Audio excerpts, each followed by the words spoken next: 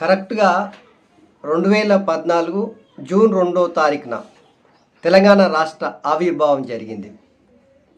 తెలంగాణ రాష్ట్రము ఇచ్చినటువంటి కాంగ్రెస్ పార్టీ తెలంగాణలో అధికారం కోల్పోయింది, ఆంధ్రప్రదేశ్లో అధికారం కోల్పోయింది. ఏకంగా దేశంలోనే యూపీఏ ప్రభుత్వం కూలిపోయింది. పార్లమెంటు గేట్లు బంద్ చేసి పెప్పర్ స్ప్రేలు వేసినా, తిట్టుకున్న పిడుగుద్దులు గుద్దినా ఎక్కడ కూడా సోనియా గాంధీ వెనకడుగు వేయకుండా తెలంగాణ రాష్ట్రాన్ని ఏర్పాటు చేసింది. ఈ 10 ఏళ్ల కాలంలో కేసీఆర్ 2 సార్లు అధికారంలోకి వచ్చిండు.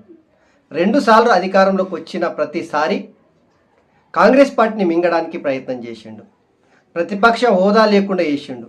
కాంగ్రెస్ పార్టీ నుంచి వెళ్ళి ప్రజాప్రతినిధులను అంగట్ల పశువులను కొన్నట్టు కొన్నాడు. కాంగ్రెస్ పార్టీ తెలంగాణలో నామరూపాలు లేకుండా ప్రయత్నం చేసిండు. అన్ని ఒడిదుడుకులను ఎదుర్కొని కాంగ్రెస్ పార్టీ బతికింది. మొన్న నవంబర్లో జరిగినటువంటి శాసనసభ ఎన్నికల్లో అనూహ్యంగా 64 ఎమ్మెల్యే సీట్లు గెలిచి ఏకంగా రాష్ట్రంలో అధికారంలోకి వచ్చింది.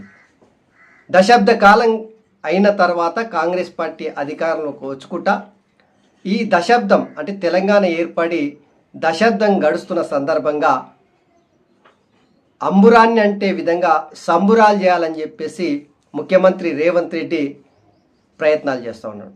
రేపే అన్ని అంగుహర్బాటాలతో తెలంగాణ రాష్ట్ర గీతాన్ని స్వరాలను మెరుగులు దిద్ది దాన్ని ఆల్మోస్ట్ తయారు చేశారు. ఇక దీనితో పాటు ట్యాంక్ బండ్ పైన ఈ అంబురాన్ని అంటే విధంగా సంబురాలు చేయడానికి అన్ని ఏర్పాట్లు చేశారు. అనూహ్యంగా కాంగ్రెస్ పార్టీకి గట్టి దెబ్బ తగిలింది.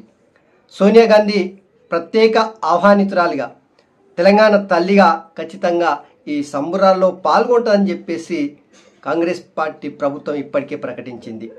కానీ తీరా కాంగ్రెస్ పార్టీకి గట్టి షాక్ అని చెప్పుకోవచ్చు. నిజంగా చెప్పాలంటే సోనియా గాంధీ తెలంగాణ పర్యటన రద్దు. కాంగ్రెస్ అగ్రనేత సోనియా గాంధీ తెలంగాణ పర్యటన రద్దయింది. అనారోగ్య కారణాలతో తెలంగాణ రాష్ట్ర అవతరణ దశాబ్ది వేడుకలకు హాజరు కాలేకపోతున్నట్టు పార్టీ వర్గాలు తెలిపినాయట. సో సోనియా గాంధీ ఈ సంబురాల గనుక రాకపోతే కాంగ్రెస్ పార్టీకి గట్టి షాక్ అనే చెప్పుకోవచ్చు. ఆఖరి మినిట్ల సోనియా గాంధీ తెలంగాణ పర్యటన వాయిదా పడడం ఖచ్చితంగా కాంగ్రెస్ పార్టీకి దెబ్బ తగిలినట్టే లెక్క.